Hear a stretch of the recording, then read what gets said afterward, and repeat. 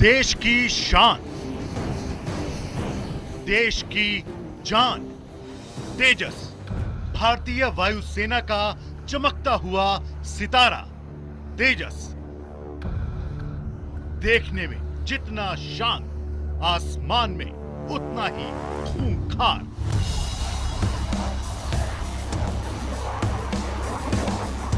तेजस ने इस हफ्ते इतिहास रचा है। पहली बार तेजस ने भारतीय वायु सीमा को लांघा है, दुनिया के सीने पर दस्तक दी है। बहरीन एयर शो में हिस्सा लेने के लिए शकीर एयरबेस पे तैनात है हमारा तेजस। दुनिया भर के 34 देश, 120 से ज्यादा विदेशी कंपनियों की नजर तेजस पर होगी। 21 से 23 जनवरी के बीच यहां तेजस दिखाएगा अपनी ताकत।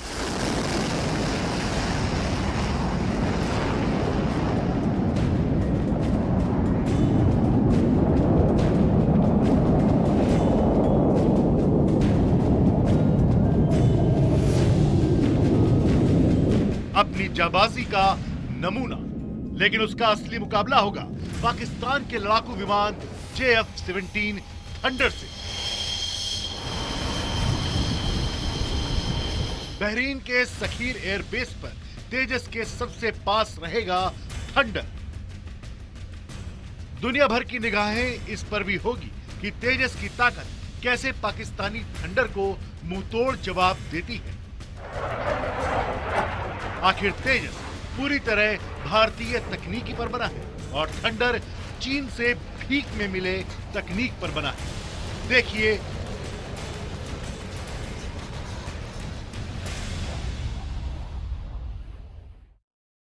नमस्कार, मैं हूं आकाश सोनी। खबरों में खास में आज बात भारत के लड़ाकू विमान तेजस के तूफान की। इस तूफान से इस वक्त सबसे ज्यादा अगर कोई घबराया हुआ है तो वो है पाकिस्तान। 21 जनवरी से बहरीन में होने जा रहे एयर शो में पहली बार भारतीय तेजस का जलवा दिखाई देगा, जहां पर तेजस का मुकाबला पाकिस्तान के लड़ाकू विमान थंडर से होगा। तकनीक हो या ताकत, भारत के तेजस के आगे पाकिस्तान के थंडर का थोड़ी देर भी टिकना नामुमकिन है। देखिए इस खास रिपोर्ट में।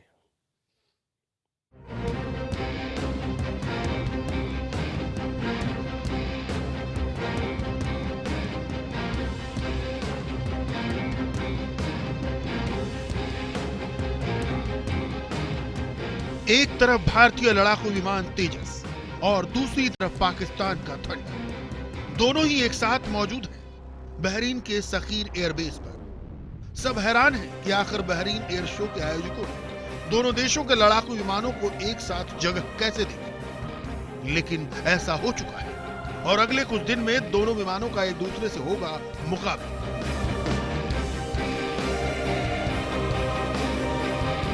ऐसा पहली बार होगा जब भारत का लड़ाकू विमान तेजस देश के बाहर दुनिया की नजर में होगा, बड़े बड़े देशों के राडार पर होगा। यही मौका है तेजस के पास पाकिस्तानी थंडर के मुकाबले खुद को बेहतर साबित करने का। सूत्रों की माने तो बहरीन एयर शो के लिए तेजस ने काफी तैयारियां की। कोशिश ये कि बहरीन के आसमान को भारतीय तेज से चमका दिया जाए, रोशन कर दिया जाए।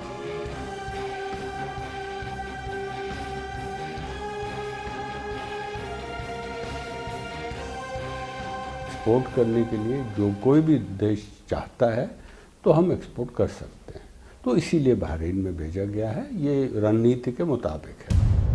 रक्षा मंत्रालय के सूत्रों के मुताबिक भारतीय तेजस पाकिस्तान के थंडर लड़ाकू विमान से कहीं ज्यादा ताकतवर है। अब बहरीन में इसे डंके की चोट पर साबित किया जाएगा। सखीर एयरबेस पर विमानों के प्रदर्शन का आकलन तकनीकी आधार पर होगा। आंकड़े इकट्ठा करने के लिए एयर शो पर बारीक नजर रखने के लिए एक ऑटोमेटिक कम्युनिकेशन सिस्टम लगाया गया है। यह सिस्टम परखेगा तेजस और थंडर का दम। प्रोजेक्ट शुरू होने से लेकर अब तक तेजस लंबे वक्त तक विवादों से भले घिरा रहा हो, लेकिन अब जब यह लड़ाकू विमान आसमान में अपना तेज दिखा रहा है तो पाकिस्तानी थंडरों की आवाज तेजस के आगे फीकी पड़ गई है।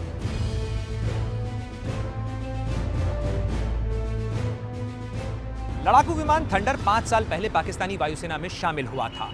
भारतीय तेजस इस मोर्चे पर कुछ पीछे रह गया है, मगर ताकत और तकनीक की तुलना करें तो थंडर चौथी पीढ़ी से आगे के तेजस के मुकाबले कहीं भी ठहरता नजर नहीं आता। सूत्रों की माने तो भारतीय वायुसेना ने 20 विमानों के स्क्वाड्रन को बहरीन ले जाने की इजाजत दी। इसमें कई प्रोटोटाइप हैं और बाकी परीक्षण विमान हैं। लेकिन बावजूद इसके पाकिस्तानी थंडर तेजस के आगे कमजोर ही है।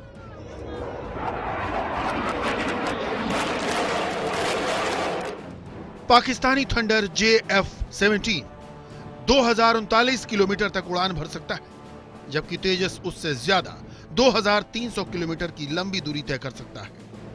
पाकिस्तानी थंडर JF-17 की ईंधन क्षमता 2300 लीटर है, जबकि भारतीय तेजस की ईंधन क्षमता 2500 लीटर है। यानी ईंधन क्षमता के मामले में भी तेजस थंडर से आगे है। पाकिस्तानी थंडर में हवा में ईंधन भरना नामुमकिन है, जबकि तेजस उस तकनीक से लैस है जिसके जरिए उसमें हवा में ही ईंधन भरा जा सकता है। पाकिस्तानी विमान को हवा में पहुंचने के लिए 600 मीटर लंबा रनवे चाहिए, जबकि हमारा तेजस सिर्फ 460 मीटर के रनवे पर दौड़कर हवा में पहुंच सकता है। पाकिस्तानी थंडर एल्यूमिनियम और स्टील से बना है, जबकि तेजस में कार्बन फाइबर का इस्तेमाल किया गया है। इसका मतलब ये कि तेजस पाकिस्तानी लड़ाकू विमान से कहीं ज्यादा हल्का और मजबूत है। भारी धातु से बने थंडर को रडार से आसानी से पकड़ा जा सकता है, निशाना बनाया जा सकता है, हवा में उड़ते हुए जमीन पर गिराया जा सकता है, लेकिन तेजस के साथ ऐसा करना नामुमकिन है।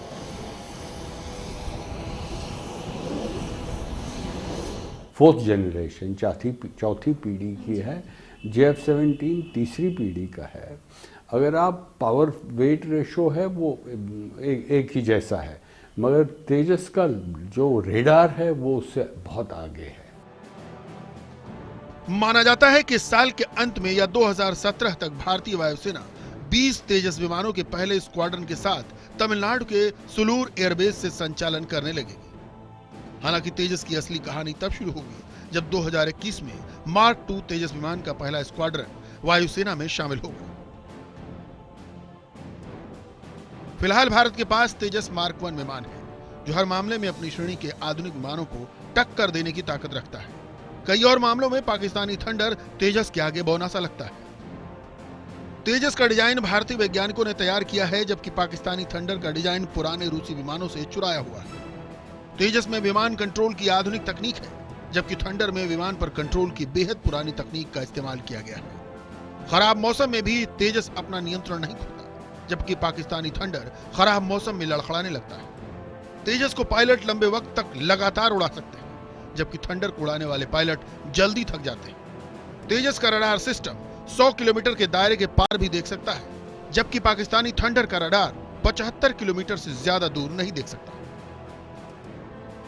यानी छोटे मोटे हमले करके भागना हो तो थंडर थोड़ा बहुत अपना काम कर सकता है, लेकिन अगर उसका मुकाबला आधुनिक रडार सिस्टम से लैस तेजस से हो गया तो थंडर को धूल में मिलते देर नहीं लगेगी। MiG-21 को दुनिया के बेहतरीन लड़ाकू विमानों में से एक माना जाता है, मगर बात जब तेजस मार्क I प्लस की होगी तो इसे MiG-21 के मुकाबले कहीं ज्यादा 21 ताकत वाला विमान कहा जा सकता है। इसे विकसित करने वाले HAL और DRDO का दावा है कि एक पायलट वाला यह विमान दुनिया के सबसे बेहतरीन हल्के लड़ाकू विमानों में से एक है। आपको बता दें कि पाकिस्तानी थंडर दरअसल पूरी तरह पाकिस्तानी भी नहीं है। यह विमान उसने चीन की मदद से बनाया है, जो विमान तकनीक चीन ने कमजोर और पुरानी समझकर पाकिस्तान को दी। उसके दम पर पाकिस्तान अपना सीना फुलाता है। हकीकत यह है कि खुद चीन ने थंडर JF-17 पर भरोसा करना छोड़ दिया है। इसकी बजाय वो JK-10 लड़ाकू विमानों पर भरोसा करता है। जाहिर है उधार में मिली तकनीक से पाकिस्तान ने विमान तो बना लिया, लेकिन उन विमानों में वो तेजस जैसी ताकत नहीं ला पाया है। प्रणय उपाध्याय के साथ bureau report, IBN 7। Indian air force में तेजस MiG-21 की जगह लेगा। इसकी कीमत भी दूसरे विदेशी लड़ाकू विमानों से बहुत कम है। कम है मतलब 200 करोड़ रुपए है।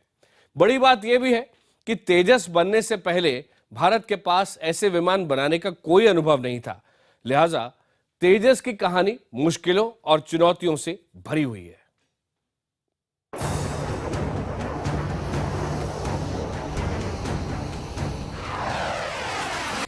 तेजस भारत की स्वदेशी लड़ाकू विमान बनाने की ख्वाहिश का प्रदर्शन ही नहीं है, ये भारत की जरूरत भी है। आज दुनिया के किसी भी हिस्से में होने वाली जंग का नतीजा पैदल सेना के भरोसे नहीं हासिल किया जा सकता है। जंग के नतीजे तय करने में हवाई ताकत का किरदार सबसे अहम है। इस हवाई ताकत को हासिल करने का भरोसा सिर्फ विदेशी मेहमानों की बदौलत भी नहीं पाया जा सकता। यही वजह है कि भारत की कोशिश हमेशा से खुद का लड़ाकू विमान विकसित करने की रही है। सेना ने 6 स्क्वाड्रनों का मतलब ऑर्डर दिया है हिंदुस्तान एरोनॉटिक्स को। आप समझे मेरी बात? तो ये मतलब चुनौती तो हो, इसीलिए 5-6 साल लगेंगे। भारत जिस दिन तेजस के मार्क II विमानों को आसमान में उतार देगा, उस दिन वो अपनी हवाई सुरक्षा के लिए किसी भी विदेशी ताकत का मोहताज नहीं रह जाएगा। यही वजह है कि भारत ने करीब 3 दशक पहले ही अपना लड़ाकू विमान बनाने का लक्ष्य तय किया था, जिसे पाने के लिए 1983 में DRDO और HAL को LCA विकसित करने की जिम्मेदारी दी गई। 1984 में LCA की डिजाइन तैयार करने के लिए एरोनॉटिकल डेवलपमेंट एजेंसी बनाई गई। 1986 में LCA कार्यक्रम के लिए सरकार ने 575 करोड़ का बजट भी स्वीकृत किया। लेकिन लाइट कॉम्बैट एयरक्राफ्ट को बनाने की योजना तैयार होने से पहले भारत के पास ऐसे विमान बनाने का कोई तजुर्बा नहीं था। लिहाजा ये एक ऐसी चुनौती थी जिसे पाना आसान नहीं था। तेजस को बनाने की कहानी बाधाओं और चुनौतियों से पार पाने की कहानी है। जिस प्रोजेक्ट के लिए शुरुआत में बजट 575 करोड़ का रखा गया था, उसकी लागत अब 5 गुना से ज्यादा बढ़ चुकी है। हालांकि DRDO का दावा है कि तेजस के विकास की लागत सिर्फ 8,000 करोड़ ही है, जिसे वो घाटे का सौदा नहीं मानते। तेजस को पूरी तरह स्वदेशी कहलाने से अगर कोई एक चीज रोकती है तो वो है इसमें लगा इंजन। दरअसल तेजस में अमेरिकी इंजन लगा है, मगर तेजस के लिए कावेरी इंजन विकसित करते समय वैज्ञानिकों को हासिल हुई तकनीकी काबिलियत ये भरोसा दिलाती है कि जल्द ही तेजस में स्वदेशी इंजन भी लगेगा।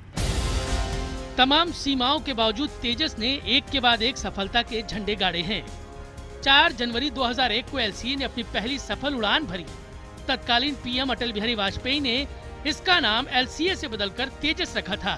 2006 में तेजस ने पहली बार सुपरसोनिक उड़ान भरी, यानी आवाज की रफ्तार से तेज उड़ान। इसके बाद 2009 में सरकार ने तेजस के लिए 8,000 करोड़ रुपए के बजट को हरी झंडी दे दी। स्वदेशी लड़ाकू विमान तेजस का इंतजार अब वायुसेना को ही नहीं बल्कि नौसेना को भी है।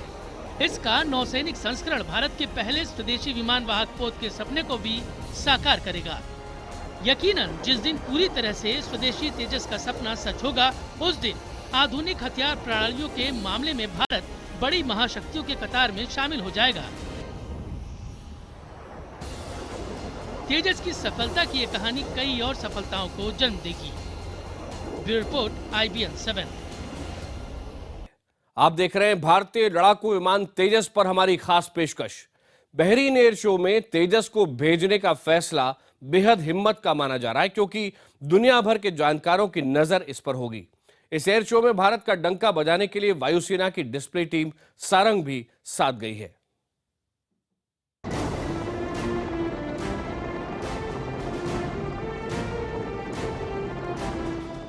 बहरीन के एयर शो में अपना दम दिखाएंगे सारंग।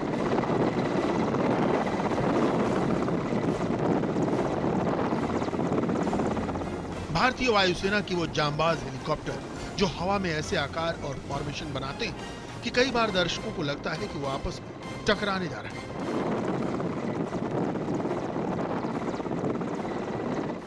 लेकिन यही वो रोमांच है जो सारंग टीम की कलाबाजियों को सर्वश्रेष्ठ बनाता है।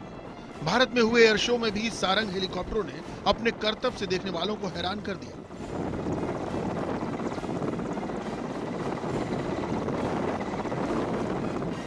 सारंग टीम की रोमांचक कलाबाजियां ये बताने के लिए काफी हैं कि भारतीय पायलट कितने पेशेवर और अपने काम में किस तरह माहिर हैं।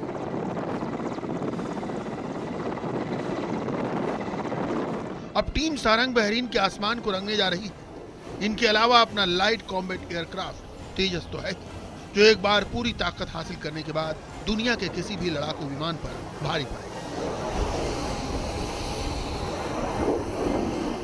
तेजस भारतीय वायुसेना की जरूरत की हर आधुनिक तकनीक से लैस है। समंदर से लेकर रेगिस्तान और बर्फीली चोटियों तक तेजस दुश्मन की किसी भी चुनौती का जवाब देने में सक्षम है। करीब 3000 घंटे से ज्यादा की परीक्षण उड़ानें पूरी कर चुका तेजस अब भारतीय वायुसेना में जल्द ही शामिल होने को तैयार है। बहरीन एयर शो में भारत अपने तकनीकी क्षमता का प्रदर्शन करेगा। यहां दिखाई देगा देसी कदम, नारा गूंजेगा मेक इन इंडिया का। प्रधानमंत्री नरेंद्र मोदी के dream project make in India में रक्षा क्षेत्र भी बेहद अहम है। पीएम लगातार भारत को मैन्युफैक्चरिंग हब बनाने की बात कहते रहे। पार्टनरशिप का मॉडल मीटिंग ऑफ माइंड से शुरू होता है तो फिर अचीवमेंट इन मैन्युफैक्चरिंग तक पहुंचता है। और मैं मानता हूं कि आज पूरे धन भर में आपने इस बात को अनुभव किया होगा। केंद्र सरकार की कोशिश है कि भारतीय कंपनियां और संस्थानों को भले ही विदेशी कंपनियों का साथ लेना पड़े, लेकिन वो रक्षा क्षेत्र में निर्माण भारत में ही करें। इसकी एक वजह यह भी है कि मौजूदा दौर में भारत अपनी रक्षा जरूरतों का 60% आयात करता है। इसलिए अब सरकार ने नीति बनाई है कि रक्षा कंपनियों को 40% माल भारत का ही इस्तेमाल करना होगा। सौदे की 30% रकम को भी भारत में तकनीक के क्षेत्र में निवेश करना होगा। मकसद ये कि भारत में आने वाली कंपनियां भारत में निर्माण भी करें और नई तकनीक भी लाएं। बहरीन जैसे एयर शो में अपनी ताकत दिखाकर भारत दुनिया में अपनी धमक और बढ़ाने जा रहा है।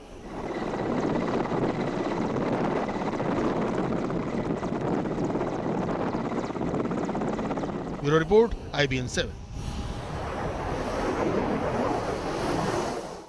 तेजस का तूफान, पाकिस्तान परेशान।